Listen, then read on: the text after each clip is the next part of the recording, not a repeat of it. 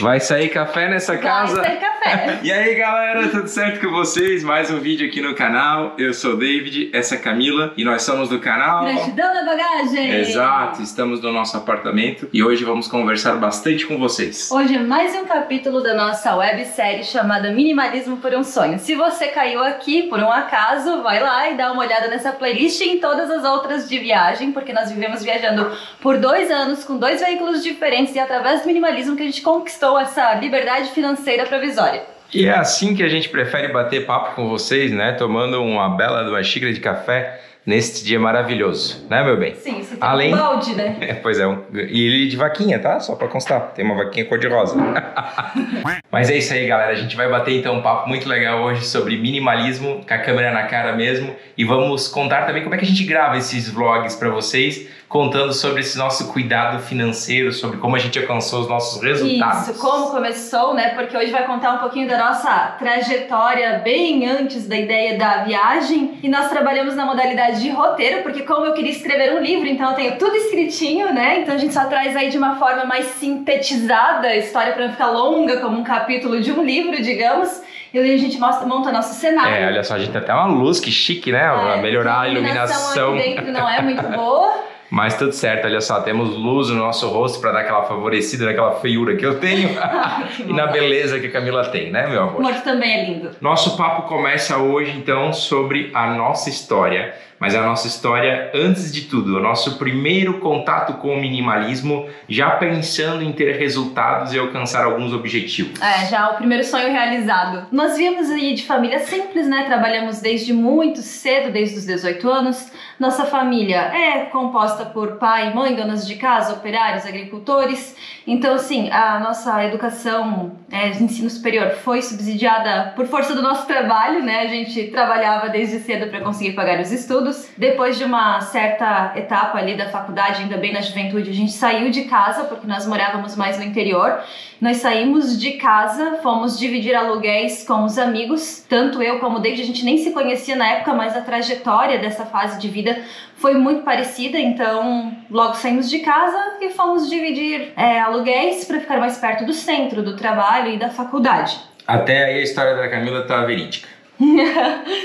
Vai confirmando aí se tu concorda, se tu não concorda. Porque a Camila é meio ligeira, é capaz de ela querer me enganar aqui, porque eu tenho uma memória muito ruim. Mas ela tá lendo ali pra lembrar o que ela tem que falar. É que é muita coisa, a gente faz mais de 10 anos, né? Meu Deus, né? Então, e era uma fase da vida que, assim, ela era muito exaustiva, sabe? A gente só tinha tempo mesmo pra trabalhar, e do trabalho ia pra faculdade, chegava em casa quase meia-noite, dava só tempo de tomar banho, engolir uma comida, 6 horas, um pouquinho antes das 6, já tinha que acordar, pegar o ônibus. E era uma fase que exigia muito da gente e não sobrava tempo, assim, pra gente raciocinar muito, assim, sobre estratégia de vida, sobre planos pro futuro, sabe? Era uma fase que só dava para pagar os boletos da faculdade, só dava assim para mal e mal comer. A família prestava ali os serviços domésticos de refeição, moradia, às vezes algumas roupas e calçados, enquanto a gente morava em casa. Depois que a gente saiu já a coisa muda um pouco de figura, né? E era isso, não sobrava tempo pra gente atinar pro critério de vida financeira de médio e longo prazo. E vocês sabem, né, na juventude o que a gente quer? Quer ter uma vida social ativa, quer mulher, né? Vou falar por mulher, tá bem vestidinha na medida do possível, né? Dentro de uma simplicidade, mas tá bonitinha. E meu maior sonho, assim que acabasse a faculdade, era comprar um carro. A Camila já tinha esse sonho de comprar o carro, ela vai contar a história do carro ali pra vocês. Mas eu já tinha carro e eu usava esse carro para trabalhar todo santo dia. Foi o meu primeiro grande erro, na verdade, financeiro, porque eu financiei esse carro e eu paguei muito juro para ter. Era um carro bem simples também, nada demais. Vamos seguir a história porque é assim que funciona, né? O primeiro carro a gente precisava, usava para trabalhar, para estudar. E era uma loucura, né, meu bem? Sim. Nessa época, olha só, a gente tem uma certa diferença de idade e assim, essas coisas aconteceram porque, por exemplo, quando o David estava começando a faculdade, eu já estava começando a minha pós-graduação. A gente não se conhecia, a gente realmente não se conhecia. E nessa fase, logo depois da faculdade, no caso que eu ainda morava de aluguel com as minhas amigas, eu queria muito ter dinheiro, assim, eu sempre quis, sabe? Ter uma reserva financeira e tal. Pra realizar meus sonhos mesmo, assim. Desde pequenininha eu fazia crochê pra vender, pra vocês saberem. Mas isso faz muito tempo. Aí, nessa de querer ganhar dinheiro e de otimizar as receitas financeiras, assim que eu terminei a faculdade, que daí sobrou aquele tempo da noite que eu usava estudando, eu arrumei um trabalho extra. De dia eu trabalhava no escritório contábil e à noite, então eu arrumei um trabalho extra pra trabalhar na cozinha de um restaurante, no objetivo de fazer um caixa. Nessa época, foi assim, um ano de muita transição na minha vida. Eu terminei a faculdade, aí comecei a trabalhar à noite, trabalhei à noite por uns meses, só que assim, gente, mais cansativo do que fazer faculdade era trabalhar à noite, porque daí era restaurante, ia até de madrugada, no outro dia cedo tinha que trabalhar, tinha que estar pleníssima para trabalhar, né, no escritório contábil, que era realmente o ganha-pão efetivo. Não durou muito tempo essa jornada, sei lá, alguns meses, um semestre talvez. Aí, nesse mesmo período da vida, eu me desliguei dessa contabilidade e consegui um trabalho numa empresa de software, que eu fiquei lá por 7 anos, e nessa empresa de software eles pagavam metade da pós-graduação. Então eu pensei, bom, fiz um pé de meia ali do restaurante, né, tenho a opção agora de começar uma pós-graduação. Comecei então minha pós-graduação, custeada metade por essa empresa, pela qual sou muito grata, e ali eu comecei um novo ciclo da minha vida. E nesse mesmo período, o David estava então morando com os amigos e fazendo faculdade, indo para Rio do Sul, de Rio do Sul para Ibirama todos os dias, né? Nesse período então que eu estava nessa empresa, que eu comecei a pós-graduação porque eles subsidiavam metade, surgiu a oportunidade de eu fazer um financiamento habitacional, Minha Casa Minha Vida, desse imóvel aqui, inclusive. Nessa época então que eu fui para essa empresa, que eu comecei a pós-graduação, que eu tive a oportunidade de fazer o financiamento habitacional, e eu tinha essa reservinha financeira também que me permitiu fazer a mobília das coisas que eu ainda não tinha e tal e tudo mais, né? Eu me perdi. Mas por que eu tô contando isso?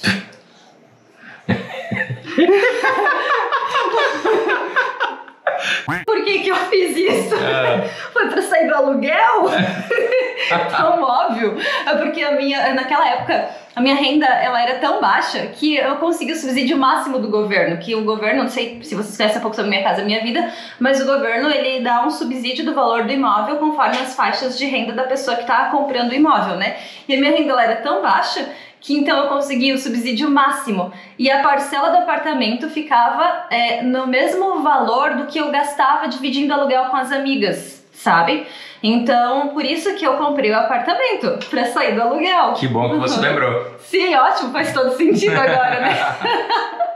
Mas isso daí desencadeou um outro problema, né? Porque naquele período que eu dividia aluguel com as amigas, eu ia pro trabalho a pé. Era assim, sei lá, não dava 1 quilômetro do meu trabalho onde a gente morava. Aí eu vim morar para esse bairro aqui que é mais retirado do centro, dá 4 ou 5 quilômetros do centro. Ou eu tinha que vir de ônibus, ou eu tinha que ir de bicicleta. Aí eu comprei uma bicicleta. Do dinheiro que eu tinha da Night, eu comprei uma bicicleta e eu ia, quando não chovia, eu ia de bicicleta para não gastar o dinheiro do passe, né? Mão de vaca. E aí os dias que choviam, então eu ia de ônibus.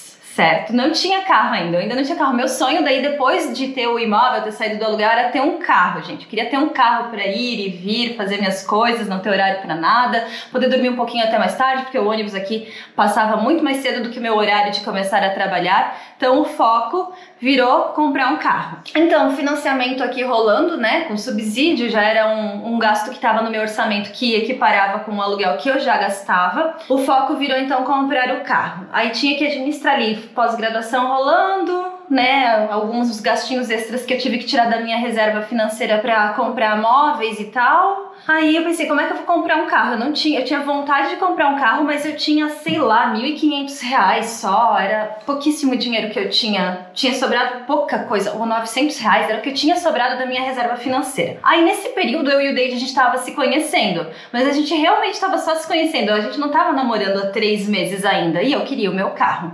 3 meses? Acho que não tinha nenhum mês. Será? Escuta o golpe, escuta o golpe. O golpe tá aí cair quem quer, né, David? Aí eu queria muito carro. Daí minha mãe e meu pai, eles tinham R$1.500. Eles falaram assim, olha, a gente consegue te dar R$1.500 pra te ajudar a comprar o carro. Aí eu tinha um pouquinho e faltava, assim, eu sei que no fim das contas, Faltava... Calma, confusão. Tu tinha R$1.500, isso? Não, eu tinha mais então, porque se meus pais me deram 1.500, o carro custava 5.000. Tá. O carro custava 5.000. Teu pai e tua mãe te deram 1.500. Meus pais me deram 1.500. E tu tinha... Eu tinha a diferença menos 800. Então a Camila tinha 4.200, é isso, Camila? Já somando o que meus pais iam me dar, né? É, entendi. Agora sim, tá claro. 1.500 veio do teu pai, 2.700 era teu. Tá, e faltava R$800. Só que assim, era tão início de namoro que eu não tinha nem intimidade pra pedir dinheiro pro David. Eu não tinha intimidade. Aí eu desisti de comprar eu queria comprar um Fusca de R$1.500. Imagina essa guria andando de Fusca. Era um Fusca branco espelegado, mas eu pensava assim, é melhor que andar a pé, né? Aí o David pegou, vendo, né, o tamanho do BO que ia dar se eu tivesse um Fusca. Porque a gente foi ver o Fusca não tinha nem direção direito. Aí... ele pegou e disse assim, não, eu te empresto então uns R$800 pra te comprar teu Uno.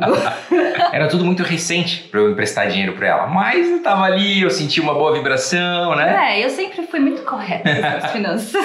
E aí eu emprestei os R$800 pra Camila, ela foi lá e comprou o Fiat Uno. Daí, eu paguei pra ele de volta. Eu queria pagar todo mês R$100, ele nem aceitou. Ele disse assim, não, guarda tudo, porque daí eu recebo de uma vez só. E aí hoje ele me disse que aquilo era um teste. Era um teste pra ver se eu era uma pessoa certa, assim, se eu ia devolver o dinheiro e tal. Eu emprestei pra ela, mas eu já tinha esse dinheiro mais um pouco sobrando. Só que eu precisava fazer esse teste pra ver como era. Se eu tinha intenção, como era claro pra mim, de casar com a Camila e construir uma vida maravilhosa, por que não emprestar e ver se ela ia devolver certinho, né? Tá certo, assim, porque se um casal quer prosperar junto, tem que ter organização financeira e não adianta um puxar pra um lado e outro pro outro, né? Investir R$800. Tá aí, ó, valeu a pena. Valeu? Claro, valeu. Rendeu ali, quanto rendeu? Rendeu 2 viagens pela América de carro, uma de 4x4 e uma com a nossa maravilhosa Vilma. O que aconteceu? Eu devolvi os R$800, daí ele viu que eu era pra casar, então ele resolveu se mudar de Malicuia para Rio do Sul. Foi muito importante essa mudança dele para Rio do Sul. Por quê? Porque foi um período que ele parou de gastar aquele ir e vir de uma cidade para outra de combustível e ele não precisou mais pagar aluguel. Então ele veio para Rio do Sul, a gente morou 1 ano junto antes de casar. Exatamente. Nesse período que ele veio para Rio do Sul, então, daí a gente decidiu casar. Só que a gente não tinha dinheiro para casar, a gente só tinha vontade. Que nem eu quando queria o Uno, não tinha dinheiro, só tinha vontade de ter o carro. Aí a gente já estava praticando minimalismo sem conhecer sobre o conceito já, porque olha as atitudes que a gente tomou. Então, David veio pra cá, reduziu o combustível, reduziu o aluguel. A gente decidiu casar e não tinha o dinheiro pra casar. A gente fez assim, vamos casar, a gente tá morando junto, a gente não quer morar junto, a gente quer casar oficialmente, tal, aquela coisa mais tradicional, nada contra morar junto de forma alguma, mas era um desejo, né, concretizar o casamento, viver aquele dia que tem todo um valor afetivo, né? Daí a gente começou a fazer os cálculos, sairia assim só o casamento, bem simples, sem lua de mel, sem vestido de noiva, sem o traje do noivo, sairia uns R$15.000. A gente não tinha esses R$15.000. Aí a gente pensou assim, o que a gente pode fazer pra conseguir mais dinheiro? Daí nesse meio tempo eu já estava terminando a minha pós-graduação. Naquele ano que o David veio morar comigo, então eu estava terminando minha pós-graduação porque eu comecei ela em 2012, foram 2 anos de pós, isso já era 2014 que a gente estava morando juntos. Então, começou a sobrar metade do valor que eu pagava da minha pós-graduação, o aluguel do David e o combustível do David. Mas ainda assim não eram valores tão expressivos ao ponto de a gente guardar em 12 meses R$15.000, né? Daí a gente foi atrás de outras opções. Na época eu não sabia nada sobre esses incentivos do governo, sobre subsídios e tal, mas a necessidade obrigou, a gente correu atrás então de se informar sobre ProUni, foi daí a modalidade que o David migrou, o pagamento da faculdade dele. É ProUni ou é FIES? FIES e ProUni, acho que é a mesma coisa, mas é FIES, o pessoal vai conhecer. Tá, o FIES, daí ele eliminou naquele momento da vida a parcela da faculdade e eu não sabia como funcionava a modalidade de uso do FGTS na parcela atual do imóvel, eu só sabia que podia usar o FGTS para abater a dívida ou quitar de trás para frente, né? E por que da parcela atual? Porque naquele momento o que a gente queria não era eliminar juros nem abater a dívida, a gente queria fluxo de caixa, a gente queria otimizar o dinheiro disponível para canalizar pro casamento. Então a gente pegou o meu FGTS,